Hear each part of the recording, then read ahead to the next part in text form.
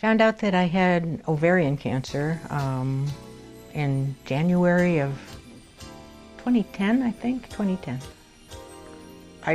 You associate cancer with dying. I had not any experience with family members, so I didn't realize that progress had been made in many ways. But ovarian cancer is a scary diagnosis. I found out soon enough. At first you're in shock. I don't think you are even truly afraid at first because you can't feel much at first. Lehigh Valley Cancer Center is really a home you never had. You just never knew you had a home like this because everybody is with you. I don't know whether it's because the other patients become so close because of the sort of small group setting that we do the treatments in, or whether it's the staff that's more remarkable. But I really appreciate having the same staff giving me infusions, dealing with the IV ports, doing the technical examinations, which are very intrusive and private. And it's sort of nice to have the same person doing them all of the time. The treatment here doesn't hardly even feel like treatment after a while. I think most of us come for the social aspect of it. The other patients also provide a great deal of information when you're new. And it's hard for the staff to give you the wealth of information and the various opinions and various insights and experiences. So it's really a real blessing that you always see the same group of women, although it varies over months and years.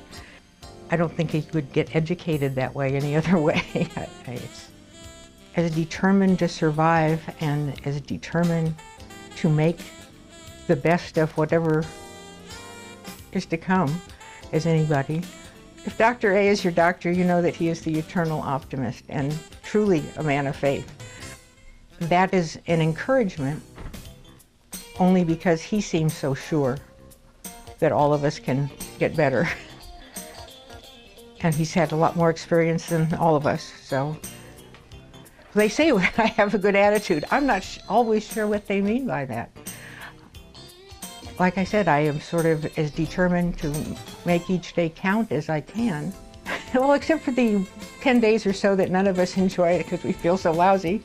I am living a pretty happy life. It's not how I envisioned my retirement. Certainly a full life, and I have time to do things and time to think about things that I haven't. That's, I'm sure, anybody's experience of retirement. My quality of life is much improved over before I had cancer, actually. I'm certainly enjoying it more. When I first came, of course, I didn't really know anybody or talk to anybody much except for Dr. Abdulhai, who is, I don't know if anybody that's ever met him, including, my children, doesn't go, wow. He's clearly an amazing guy. I feel the same way about Dr. Torres now that I got to meet him.